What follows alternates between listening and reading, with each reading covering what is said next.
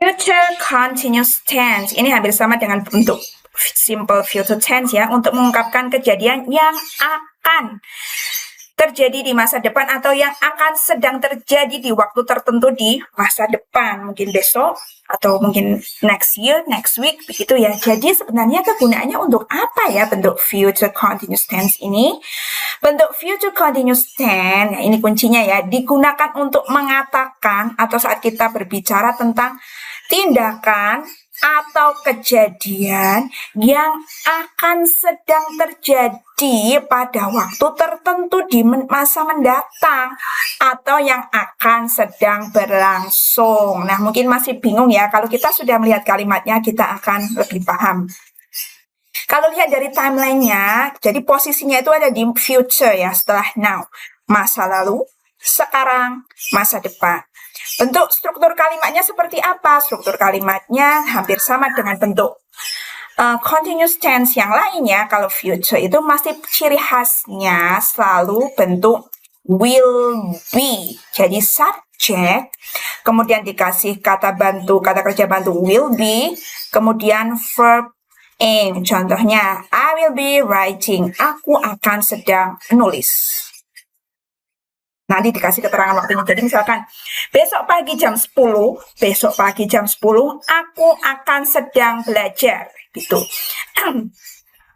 I will be studying at 10 a.m. tomorrow. Jadi misalkan rencana ke depan ya, yang akan datang pada jam segini aku akan sedang ini, gitu yang dipakai future continuous tense gitu. Contoh, dan ini keterangan waktunya. Contohnya ya, besok pada jam 3 sore misalkan.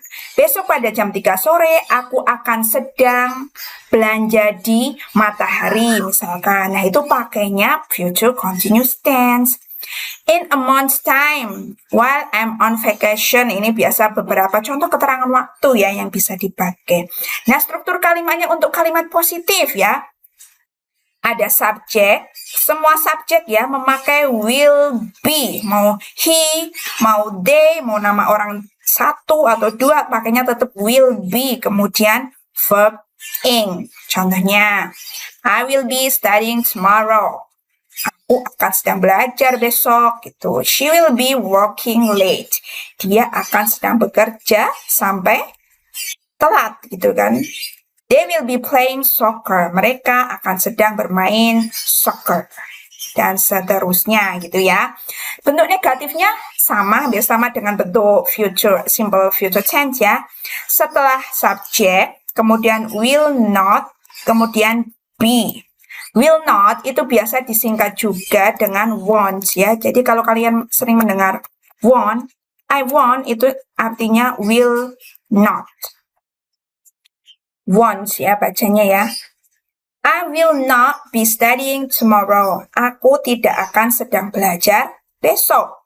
She won't be working late.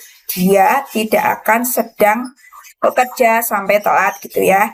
They will be not be playing soccer. Mereka tidak akan sedang bermain sepak bola. Begitu ya. Bagaimana bentuk kalimat tanyanya? Bentuk kalimat tanyanya hampir sama, will dulu, kemudian subjek, kemudian be ya. Be-nya itu setelah subjek, bukan will be gitu, bukan ya. Will, subjek, be, verb ing. Mulai agak bingung mesti ya dengan bentuk-bentuk tense yang lainnya. Ya mau nggak mau emang harus paham ya. Benar-benar dipahami. Contohnya, will I be studying tomorrow? Akankah aku sedang belajar besok? Will she be working late? Akankah dia sedang bekerja sampai telat? Gitu. Will they be playing soccer? Akankah mereka sedang bermain soccer? Biasanya dikasih keterangan waktu, misalkan tomorrow gitu kan ya, besok. Jadi kegunaan bentuk future continuous tense ini untuk apa saja? Yang pertama, kejadian yang sedang berlangsung pada waktu mendatang. Misalkan ini ya, aku akan sedang belajar pada jam 8 sore besok. Ini contohnya. Untuk aksi atau tindakan yang terprediksi untuk masa depan. Misalkan ya, they will be having a picnic next weekend. Mereka akan sedang pergi piknik minggu akhir pekan depan gitu ya. Untuk menyatakan rencana mendatang atau yang sudah tersusun, terschedule gitu ya. We will be flying to New York next month. Kami akan sedang terbang to New York bulan depan. Atau juga hampir sama dengan bentuk past continuous ya, untuk menyatakan request, meminta sesuatu secara sopan ya.